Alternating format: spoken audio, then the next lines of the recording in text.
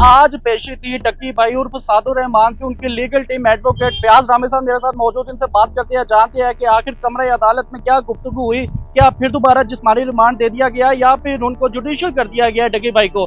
जी अस्सलाम वालेकुम। वालेकुम अस्सलाम। फयाज साहब ये बताइएगा कि क्या बना, आज उनकी पेशी थी डक्की भाई उर्फ सादुर रहमान की।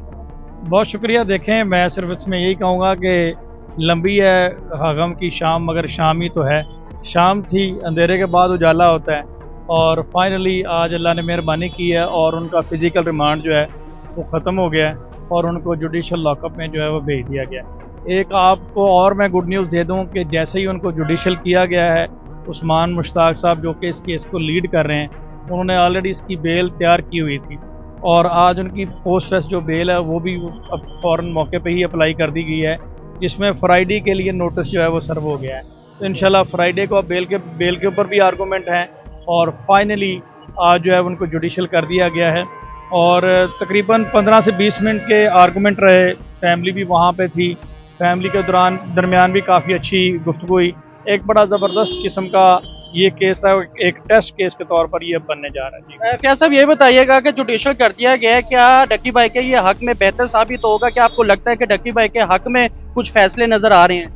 देखें, ये उसके हक में बड़ा पॉजिटिव रहा है। हालांकि 22 दिन का रिमांड भी बनता नहीं था, क्योंकि सिर्फ प्रमोशन की हद तक एलिगेशन था और प्रमोशन के लिए कोई अप्रोप्रिएट लॉ नहीं है। पूरा prevention of electronic crime act पढ़ लें, उसमें गैम्बलिंग और प्रमोशन का वर्ड ही नहीं है। इलेक्ट्रॉनिक फ्रॉड और फॉर्जरी के सेक्शन लगाए गए थे, क्योंकि सारे के सारे मेड आउट नहीं होते थे, किसी के साथ उसने फ्रॉड किया ही नहीं है। वो 10-15 साल से यूट्यूब पे काम कर रहा है और इन गेम्स को तो अभी 7-8 महीने हुए हैं। तो इस तरह से उसको टारगेट किया जा रहा था, लेकिन इसमें अल्लाह ने मेहरबानी की कि आज उनको जुडिशल कर दिया गया। जुडिशल करने का एक बेनिफिट ये होगा, एक तो जो लोग ये सोचते हैं कि शायद पुलिस कस्टडी में जो मेंटली या फिजिकली टॉर्चर किया जाता है, जेल में जब बंदे को जुडिशल कस्टडी में भेज दिया जाता है तो ये टॉर्चर वगैरह ये चीज़ें नहीं होती, ठीक है।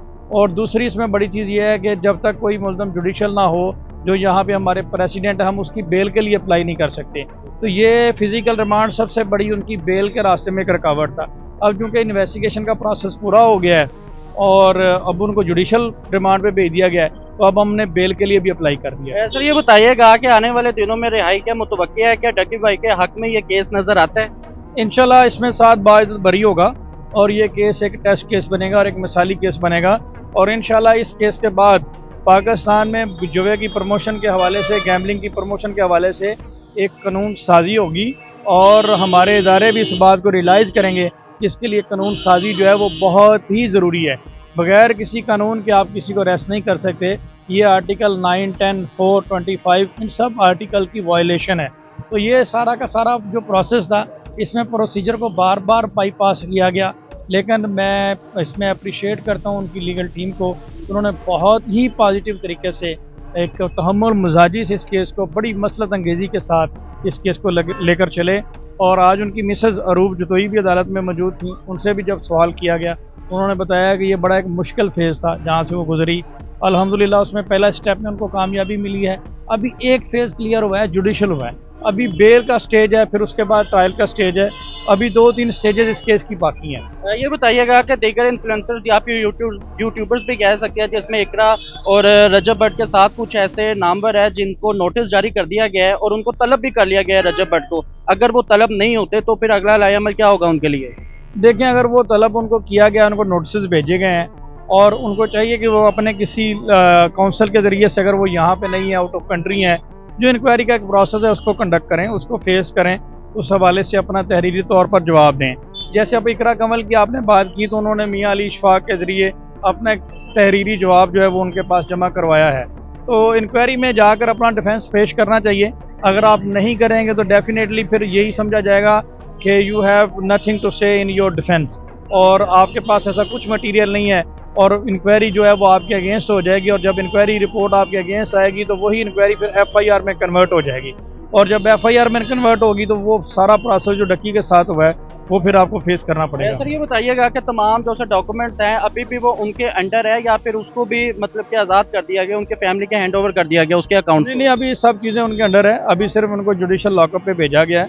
अभी जब बेल वगैरह का प्रोसीजर होगा उसके बाद फिर ये मुख्तलिफ अदालतों में जाके, हाई कोर्ट्स में, मुख्तलिफ फोरम पे जाकर हमने इन चीज़ों को कंटेस्ट करेंगे। इन सारी चीज़ों के हवाले से ऑनरेबल कोर्ट की इंटरफेरेंस चाहिए होगी और ऑनरेबल कोर्ट इस हवाले से मुनासिब अहकामात जारी करेंगे, फिर उसके बाद ये सारा मुमकिन होगा। सर सोशल मीडिया पे भी हमने देखा कि डकी भाई जब भी मीडिया टॉक के लिए मतलब कि मीडिया टॉक होने लगती थी तो वो खामोश रहते थे, बोलते नहीं थे। क्या अब जुडिशल होने के बाद क्या वो बोल पाएंगे, अपना बयानात या ख्याल इजहार कर पाएंगे वो? देखें, ये तो जो सोशल मीडिया पे लोग सवाल करते हैं उन्हें इस चीज़ का रियलाइज़ करना चाहिए कि एक शख्स 15-20 दिन से रिमांड पे है, उसकी बहुत सारी चीज़ें एट स्टेक लगी हैं, उसको इन्वेस्टिगेट किया जा रहा है, परेशान है, वो इस पे अपना क्या मौक़िफ़ देगा, उसकी फैमिली सफ़र कर रही है। तो जब कोई मैटर सब जुडिस होता है, इदारों के पास पेंडिंग होता है, तो तब कोई भी ऐसा स्टेटमेंट आपके लिए ख़तरनाक भी हो सकता है। तो इसलिए वो खामोश रहते थे, क्योंकि वो इदारे उनसे सवालात कर रहे थे, वो अपना कोई माइंड डिस्क्लोज उस हवाले से नहीं करना चाहते थे। लेकिन फ्यूचर इस मुकदमे के हवाले से मुझे नहीं लगता कि वो फर्दर डिटेल उसमें शेयर करेंगे, क्योंकि ये एक इदारों का मामला है, इदारों की सैंक्टिटी का मामला है और वो इस केस में एक्यूज थे, तो मुझे नहीं लगता वो इन फ्यूचर इस पर कोई करेंगे। बस ये है कि इसमें हम दुआ गो हैं कि अल्लाह उनके लिए आसानियाँ करे।